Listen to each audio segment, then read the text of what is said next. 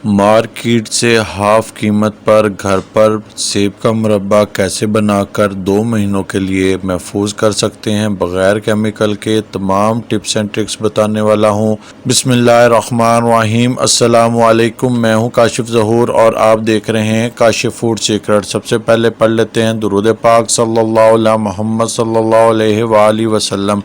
ये देखें छोटे साइज़ के कच्चे ग्रीन कलर के सेब हमने लेने हैं। 1 किलो मैंने सेब लिए हैं। इनको मैं पहले पील कर लूँगा, छील लूँगा। छुरी की मदद से छील लें या पिलर की मदद से। आपने छिलका इसका अच्छे से रिमूव कर लेना, बारीक छिलका उतारना है, लेकिन ऊपर बिल्कुल भी छिलका ना हो, छोटे छोटे टुकड़े भी ना बचे। अच्छे से हम इसका छिलका उतार लेंगे। बहुत आसानी के साथ ये मुरब्बा घर पर बनकर तैयार होगा। बहुत आसान मेथड से मैं आपको बताऊँगा और बिल्कुल मार्केट से भी ज़्यादा अच्छा बनेगा, क्योंकि हमने इसमें कोई केमिकल प्रिजर्वेटिव इस्तेमाल नहीं करेंगे। आप देखेंगे कि बहुत बेहतरीन बनेगा और 2 महीनों तक हम फ्रिज में रखकर इसको इस्तेमाल भी कर पाएंगे। कैसे महफूज करना है सारे टिप्स एंड ट्रिक्स मैं बताऊंगा। देखें हमने इसको छील लिया, साथ ही पानी में रख दिया। पानी में इसलिए हम रख रहे हैं ताकि इसका कलर ख़राब ना हो, ये काला ना हो जाए। जैसे आलू छीलने के बाद काले हो जाते हैं, सेब भी इसी तरीके से हो जाते हैं। इसलिए हम इनको छीलते जाएंगे और पानी में रखते जाएंगे। इसी तरीके से मैं सारे सेबों को छील लूँगा।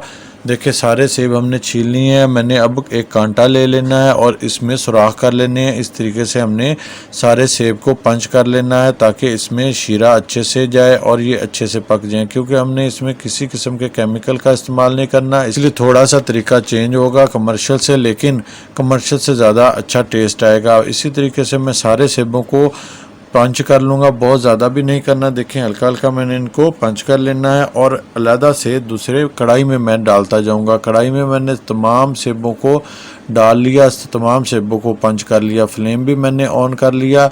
पानी हमने खुला डाल लिया है। तकरीबन 2 से 2.5 लीटर मैंने पानी शामिल किया है। हाफ़ टी स्पून मैं नमक शामिल करूँगा और हाई फ्लेम पर इनको बॉयल करूँगा। ढकना लगा दिया था मैंने, बॉयल आ गया जल्दी से।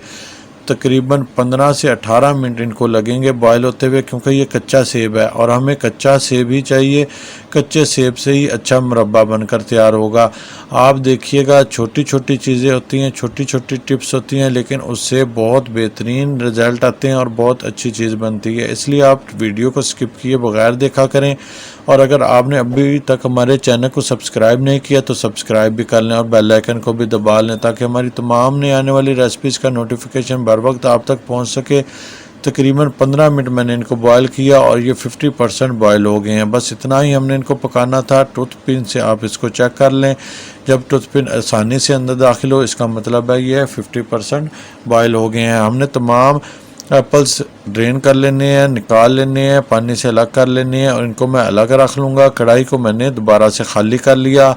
हाफ़ kg मैंने चीनी शामिल की है। आप 1 किलो सेब में 1 किलो तक चीनी शामिल कर सकते हैं अगर आप शीरा ज़्यादा पसंद करते हैं। मैं उतना शीरा बनाऊंगा जितना परफेक्ट हो, मुकम्मल हो। ज़्यादा शीरा नहीं बनाऊंगा, एक्स्ट्रा चीनी नहीं डालूंगा। हाफ़ kg मैंने चीनी शामिल की और हाफ़ लीटर मैंने पानी शामिल किया। पानी वही शामिल किया है जो सेबों वाला है, जिसमें हमने सेब उबाले थे, उसमें सेबों का असर आया हुआ है। देखिए 2 इलायचियाँ मैंने शामिल कर दी। चीनी हमारी मेल्ट हो गई है तो हम सेब को शामिल कर देंगे। कितना शीरा हमने पकाना है, कितने तार का पकाना है, सेबों को कितना पकाना है, कैसा कलर देना है, तमाम टिप्स बताऊंगा।